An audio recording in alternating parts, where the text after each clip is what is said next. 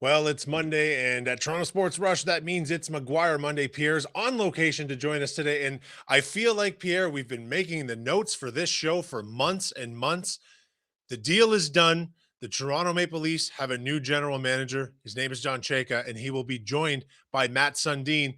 And the question is, if you've spent any time online in the last 24 hours, is this the right move for the Toronto Maple Leafs? Too early to tell. I mean, a lot of people are going to say, yeah, this is the right move. And a lot of people are going to say that, no, this is the wrong move.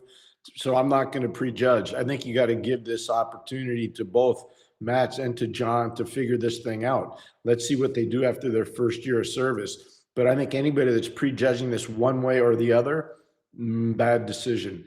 Because you can't judge somebody based on the work of other people. You got to judge them based on the work that they do. And John Chayka hasn't been in the National Hockey League for over 5 years. Matt Sundin has been an elite player in the National Hockey League for a long time, but he has never been in the service of an NHL team at the managerial level. So I think it's really important to let this thing fester and see how it works out. So I'm prepared to give them the benefit of the doubt, and hopefully everybody else is out there as well. They got a lot of hard decisions to make. They got a lot of big work to do. They got to put together a staff. I think there will be some upheaval internally, and we'll see how that plays out too. But right now, I think, hey, Toronto made a decision. They're working towards making their team better or trying to, and let's see how it shakes out. Early on in the press conference, Pierre, Keith Pelly was obviously pressed about what led them to this decision that seemed to have caught a lot of people off guard. We're going to go to a clip and we'll discuss. And we identified an opportunity to go in a different direction and bring two stellar complementary hockey minds together in John and Matt's. We jumped on it.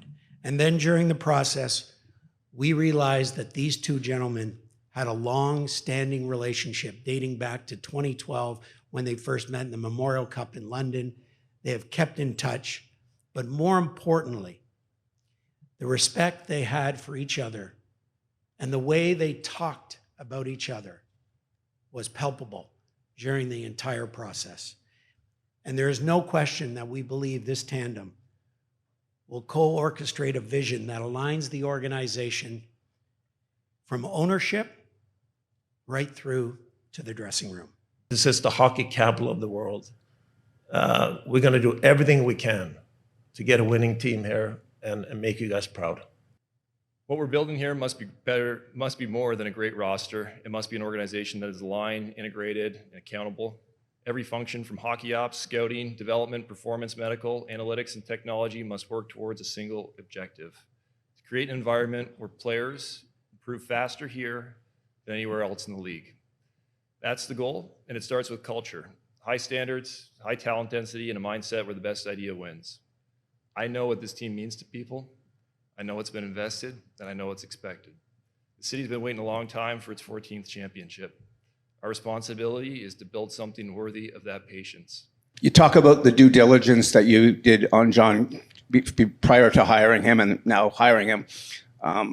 In the past, say 3 to 4 days, I have been in contact with about 20 people who work in the National Hockey League, many of whom are prominent names that we would all know. And of the 20 people I spoke to, one was supportive of John's hiring and the other 19 thought it was a sham, to be perfectly honest. Words were used like con artist, liar, salesman. How did you come to a different conclusion that I was able to come to in a very short time? I must have talked to different people. That's it? Because I'm telling you, the hockey world today is astounded by this announcement. Okay. And your response to that? Is we've conducted due diligence, and it was deep due diligence. It was a thorough process, and I'm quite happy with where we've landed.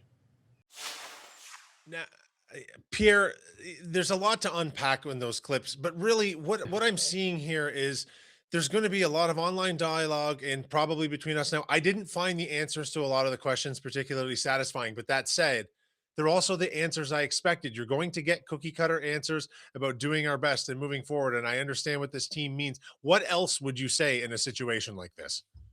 I would say, rather than say, this is how I'm going to build my team, I actually say, this is what we're targeting. This is what we want to establish internally. This is the kind of depth we want to provide. This is how we're going to do it. I heard a lot of the same stuff you heard, Cal, in terms of cookie cutter and all this stuff. That might sell in certain segments of the population, but it's not going to sell to the season ticket holders. So they've heard these speeches before. You got to give graphic examples of how you're going to do it. What's really interesting, when you get into the TV business, there's certain things they try to teach you. And one of the things is take us to where we all think we've been, but we've never been. Take us there. Take us inside the dressing room. Take us behind the bench. Take us into a big moment when you have to make big decisions. What are you doing? Don't just say these pat answers. Tell us what it's really like. I never heard that today from anybody. That doesn't mean they're the right hires or the wrong hires. I'm just telling you, I didn't hear what I was hoping to hear. I agree, Pierre, and I would particularly point to Keith Pelly in that situation where he was pressed quite hard, and I think quite fairly given Chayka's history. I am all for the idea of someone rebuilding themselves and reestablishing self. Why not try something different with this team? But I thought just simply responding to reporters saying we did our due diligence. Okay, but what did that look like? What was that due diligence? Those are not unfair expectations from a fan base who has been watching this and hearing the same song and dance for 60 years without a Stanley Cup. It's very fair. You're not being unfair either. I don't, for whomever is advising the PR part of this, I'm not sure they really get it. And I mean that sincerely. And I hate to be mean. I am not as big a man as you are physically. I'm not. But if I were going to be on a panel with you as a bigger person, I'd want my chair up so that I was not dwarfed by you. I'm being honest. I okay, so Pierre, while we're actually discussing the optics of this whole thing, which is what you're alluding to right there, one thing that absolutely drove me nuts about this was the fact that why did this not start at exactly 1 p.m. Eastern, which would just say to the media and say to the fan base and say, hey, things are going to change around here. Yeah. So we're right. So you're going to Belichick on me, which is good. I like that. But we're on the same page. See, I'm always early, because we've worked together for 2 years now. When we say it's a 2 o'clock start, I'm there at 10 minutes to 2. And I know you are as well. That's just how I was raised. It blows my mind that it didn't occur to them to start at 1 p.m. sharp just for I don't actually think anyone is beneath being given a chance to make change. I talked to Dan O'Toole this morning about this on the other show, and he kind of convinced me, hey, why not? Because nothing else has worked. Let's try something different. Yes. But doesn't something different include the optical presentation of all of this? The fact that this was announced before the Raptors game 7 yesterday, before Montreal's game 7 yesterday, the me attitude and all of this in a team that's earned none of that, it makes me angry, Pierre. And then for them to walk out nearly or 10 or so minutes late to this, I just, why not start from the beginning, showing people and demonstrating that things will be different heretofore? You want to create organizational standards early, especially if you're somebody that's battling back for a second opportunity, which John is doing, by the way. This is an amazing second opportunity for National Hockey League. For somebody that's never played in the league, somebody that's never coached in the league, somebody who never really scouted in the league. This is an amazing second opportunity. Most guys, and I can name them if you want, and I don't want to embarrass them, they've been scouts in this league for a long time. They're highly qualified hockey people. They weren't even interviewed for this job. I'm just telling you, they were not even interviewed for this job. So I'm just saying, if you want to create new standards, today you get a mulligan. Okay, you get a mulligan today. Sure. You can't get any more mulligans. I can assure you of one thing. If Lou Lamoriello had been named general manager of the team, that press conference, if you weren't there 30 seconds before it was supposed to start, he didn't care. You were going to miss it. That's just how it is. You have to create standards. And so this is an opportunity for them to learn from their mistakes and not repeat them. Create the proper standards early. I'd be interested to know what would happen to the fry cook at one of John's Wendy's if they showed up 10 or 15 minutes late for a shift. But that's just being a little petty, Pierre. Okay, well, I'm going to drop that line of thought right now because I also believe, listen, maybe this will be the best thing that ever happened to them. I don't know. The jury's out, as you say. They did allude to there being somewhere between 20 and 30 different people spoken to for this job. I'd like to see some of that list because a part of me feels that this job may have been given to the only person that wanted it. I don't agree with that one. Okay. I will say there were a lot, I've talked to some people that were involved in the search, and there were a lot of people that actually wanted this. I think there were broad-based opinions that were brought into the decision-making process of the hire. Um, we'll see how it plays out. As I said, I think it's really important, and maybe people want to listen, maybe they don't. I think anybody that gets a job in the National Hockey League deserves the opportunity to do the job. So they've been given the job. Now let them have the opportunity to do the job. If they continually show that they don't have the right approach, or the standard is incorrect, or they don't hire the best people, and we'll see, you're going to know within the first 2 months of these guys being in charge whether they're hiring the right people or Yes. whether they're hiring their friends. You're going to find out pretty quick. So then you'll be able to judge more and more as the hiring process goes on. But to prejudge, I think is very unfair, and I'm not prepared to do that. I want to be really fair and let them have the opportunity to. But I'll tell you one thing right now, I'm not afraid. The first McGuire Monday that we have, whenever they start making their decisions, if they make decisions that are flawed, in my humble opinion, I'm going to tell you. Yeah. But right now I can't, because I haven't seen anything except to say, you better start setting standards. And one of the standards is always be early, don't be late. Yeah, and that's very fair of you, Pierre. And that's how this type of a situation should be approached. But you can almost understand why a fan base and a media and the group of season ticket holders is on edge about this decision. You know, they addressed whether or not Sundin and Chayka had much of a history together. I thought that was somewhat satisfyingly answered. They have a notion of one another. I'm not sure that part actually matters. Everyone knows who Matt Sundin is. Everyone knows what kind of man he is and what he brought to the ice for the white and blue. But uh, is Sundin's role this? You know, he moved his family here, and he's really diving into this head on. Is he the right person for this type of job? You know, I hope that he called Joe Sakic. I don't know if that's been brought up or not, but Joe Sakic's done a phenomenal job in Colorado. And I know Joe very well. And I've seen Joe on the road scouting. I've seen Joe over in Europe scouting. I've talked to Joe about his job. I sit right next to him in the Hockey Hall of Fame selection committee meetings, where he does such an amazing job listening and also presenting. So I know Joe really well, but I don't know if Matt's has spoken to him or not, but I hope he has, because that would be one of the guys you'd want to model yourself after when it comes to making hockey decisions. And if you've never done it before, and Matt's really never done it before, it would be smart to talk to an old teammate. It'd be smart to talk to a guy that's a Hockey Hall of Famer that basically got into the business the same way you did. They wanted a big presence of an alumni of the group to come in and straighten out a hockey operations that had gone unbelievably bad in Colorado. And Joe was able to fix it. Joe was able to fix it. Let's see if Matt follows through and calls up his old teammate. I don't believe that was ever raised or talked about in the press conference today. No, we may hear those details emerge over time, Pierre. And like, I truly believe that he is an important pillar on this franchise's history, and he does deserve this opportunity. I do hope it works out for him. Last piece I'd like to address here, Pierre, before we move on to hockey teams that are still playing. And yes, I will keep saying that every single week here on McGuire Monday.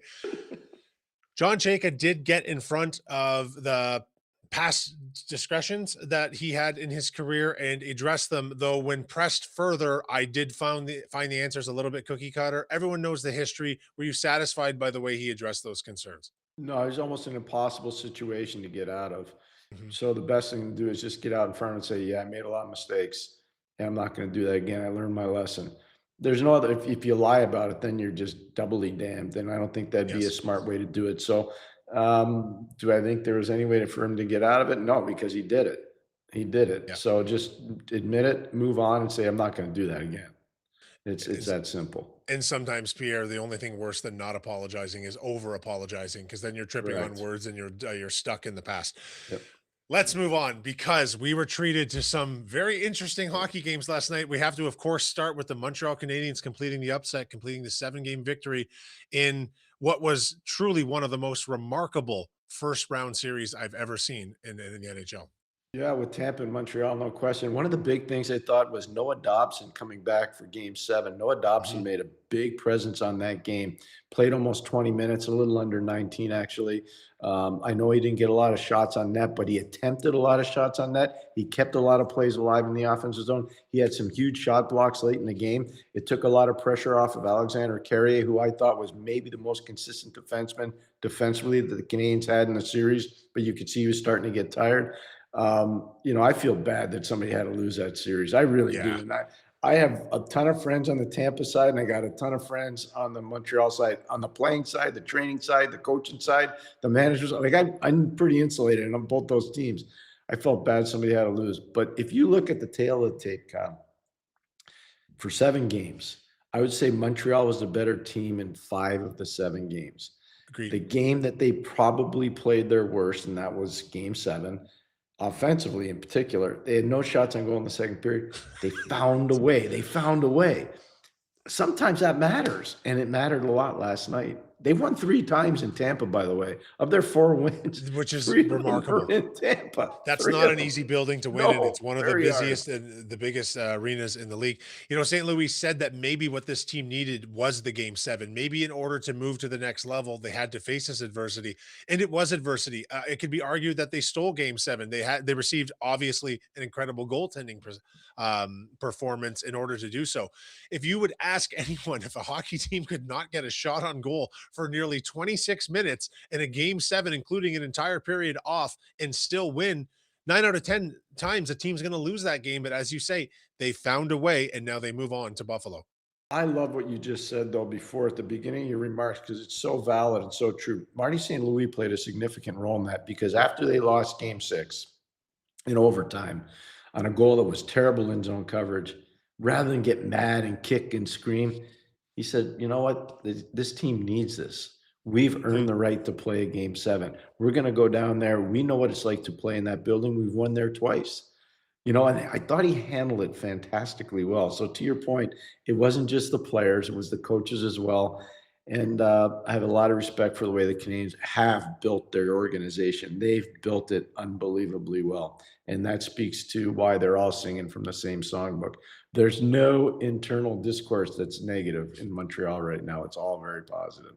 And how could there be, Pierre? Now, of course, they will be the last second round series to begin. What can you expect from this Buffalo Montreal series? I think Buffalo will try to make it tough on them physically. The bad news for Buffalo is they don't have, Carrick. Sammy Carrick's a big loss for them. They won't have him again because of an injury near the tail end of the season, an upper body one, which is unfortunate. And Noah Ostland, who's been a tremendous pro for the Buffalo Sabres. They're going to miss him too. They're lucky Josh Norris is ready to come back and play. Montreal's got to contain Tage Thompson and Alex Tuck. Those are 2 really important players.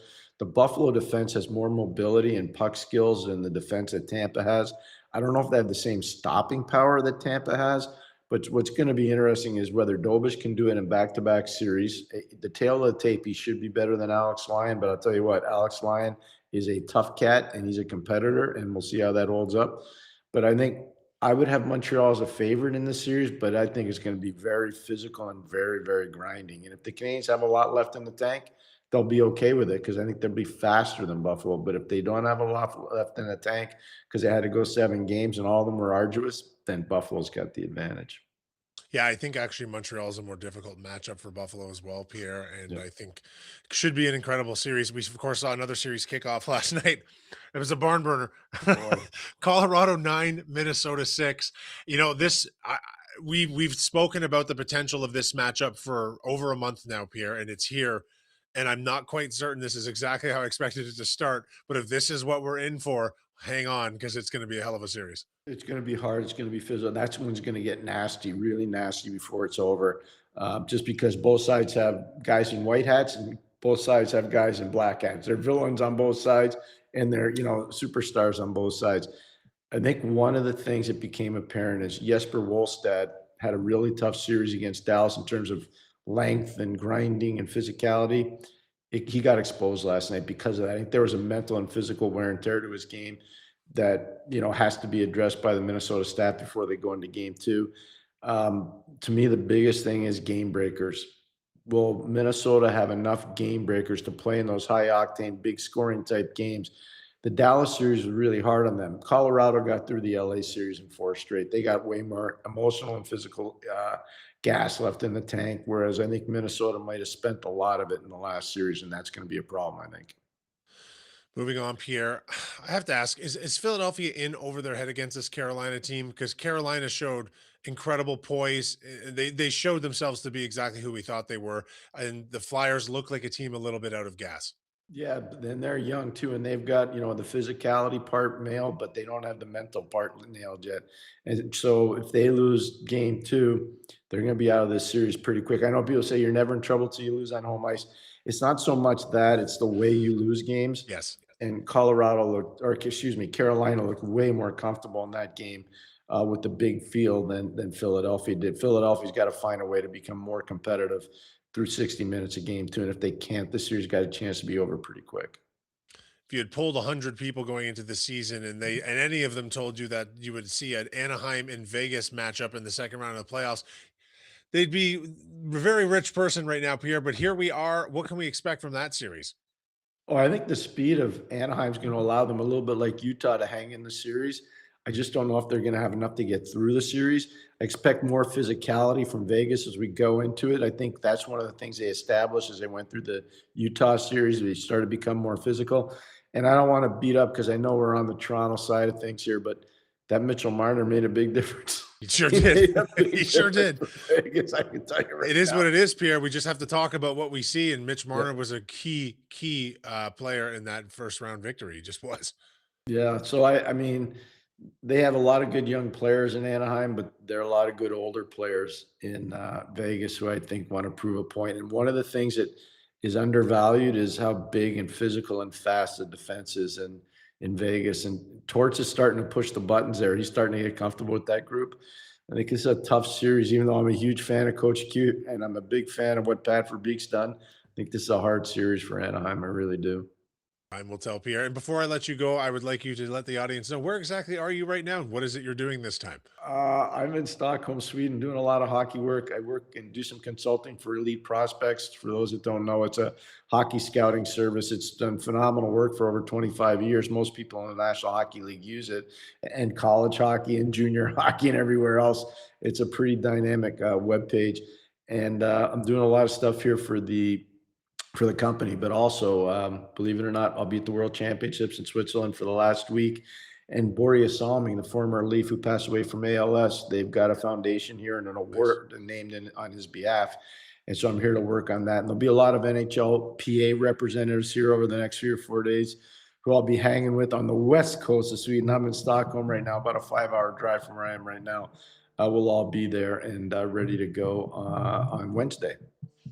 Fantastic, Pierre. Thanks for once again taking the time out to join us. Big day in Leafland, big round 2 matchups tonight in the NHL, and I will see you next week. We'll be pretty deep into the series by then. We may even have some conclusions, but either way, we'll be breaking it all down here on McGuire Monday.